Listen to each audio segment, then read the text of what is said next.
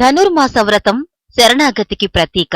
ఈ మాసంలో ఆండాళ్ బాహ్య అనుభవంతో అంతరానుభవంతో 30 రోజులు పాసురాలను అనగా కీర్తనల్ని గానం చేసింది. సత్సంగం వల్ల భగవత్సంగం ప్రాప్తిస్తుందని ఈ పాసురాల గీతమాలిక తిరుప్పావై నిరూపిస్తుంది.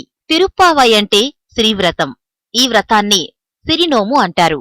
మాసాల్లో మార్గశిరం తానేనని శ్రీకృష్ణుడు భగవద్గీతలో చెబుతాడు. మార్గశిర మాసంలో ధనురాశిలోకి సూర్యుడు ప్రవేశించి మకర రాశిలోకి సాగే కాలాన్ని ధనుర్మాసం అంటారు. మృగశిర నక్షత్రంతో కూడిన పూర్ణిమ ఉన్న ఈ మాసాన్ని మార్గశీర్షమని పిలుస్తారు. మార్గశిర మాసంలోనే శ్రీవ్రతం చేయాలి. ఎందుకంటే మార్గమంటే దారి లేక ఉపాయం, శీర్షమంటే శిరంలాగా ప్రధానమైంది. మార్గశీర్షం అంటే భగవత్ప్రాప్తిని కలిగించే శ్రేష్టమైన మార్గం. ఉపనిషత్ సిద్ధాంతాన్ని అనుసరించి ప్రాప్తి భగవంతుడే, ప్రాప్తించేది భగవంతమే. ఈ నమ్మకాన్ని పెంపొందించే వ్రతమే ధనుర్మాస వ్రతం. ఉపనిషద్ భాషలో ధనస్సు అంటే ప్రణవం. అది పరమాత్ముని ఉనికిని తెలియచేసే నాదం. నాదం సామవేద సారం. నాదంతో ధనుర్మాసంలో గోదాదేవి తన పాసురాల్ని గానం చేసి దైవాన్ని చేరింది.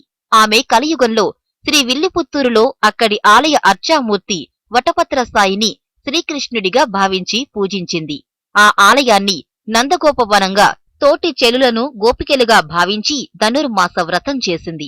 ద్వాపరయుగంలో రేపల్లెలో గోపకన్యలు శ్రీకృష్ణుణ్ణి పొందడానికి ఈ వ్రతం చేశారని విష్ణుచిత్తుడు చెప్పగా విని ఆండాళ్ ఈ వ్రతాన్ని చేస్తుంది. ఆమెను సూడి కొడుత్తనాచ్చియార్ అని సైతం భక్తితో సంబోధిస్తారు. ఆమె ముడిచి విడిచిన మాలల్ని వటపత్రసాయి ఇష్టంగా స్వీకరించాడు కనుక అలా ఆమెను పిలుచుకుంటారు. శ్రీకృష్ణదేవరాయలు తాను రచించిన గోదా చరిత్రకు అందుకే అముక్త మాల్యద అని పేరు పెట్టుకున్నారు. ధనుర్మాసం ప్రారంభంలో చలిగాలులు అంతగా వీచవు. వాతావరణం ఆహ్లాదంగా ఉంటుంది. అందున అది హేమంత ఋతువు. బాహ్య తటాకాలతో సహా మానస సరోవరం వేకువజామున నిర్మలంగా అచంచలంగా ఉంటుంది. ఈ ఆనంద సమయంలో భక్తితో దేవదేవుని గానం చేస్తూ జ్ఞాన తటాకంలో స్నానం చేయడం వల్ల భక్తి సంపూర్ణత కలుగుతుంది. ధనుర్మాసం ప్రాశస్త్యత ఇదే. గోదాదేవి పాసురాలు ఆత్మార్పణకు ప్రేరణలు. ప్రారంభ పాసురంలో ఆమె చెల్లెల్ని నిద్రలేపుతూ చెబుతారా మంచి వెన్నెల రోజు, వేకువజామున స్నానానికి తగిన సమయమిదే. రమణులారా, సిరిలో పొంగే రేపల్లె పడుచులారా, మేల్కొనండి. నందనందుడైన యశోదాకిశోర సింహం మనకు వరమిస్తాడు అని శ్రీవ్రతాన్ని ప్రారంభిస్తుంది. గోదాతల్లి గానం చేసిన 30 పాసురాలు మూలమంత్రాలే. తిరుప్పావైలో వేకువజాము స్నానానికి గోదమ్మ అధిక ప్రాముఖ్యమిచ్చింది.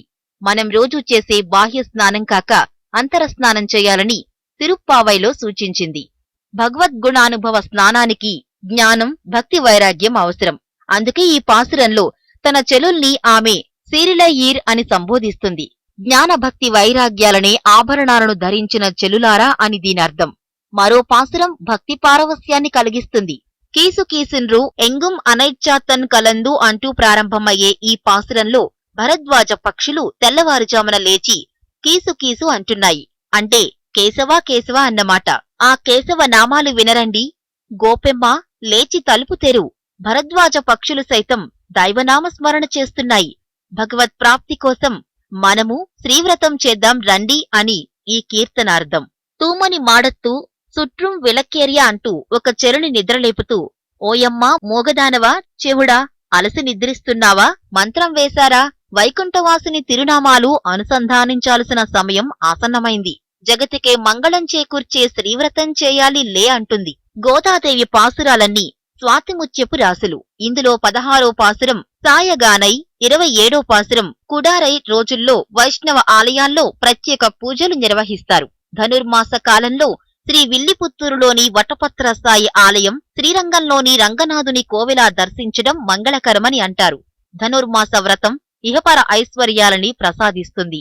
వాసుదేవుని చరణారవిందాల వద్ద స్థానం కలిగిస్తుందని ఎందరో ప్రగాఢంగా నమ్ముతారు.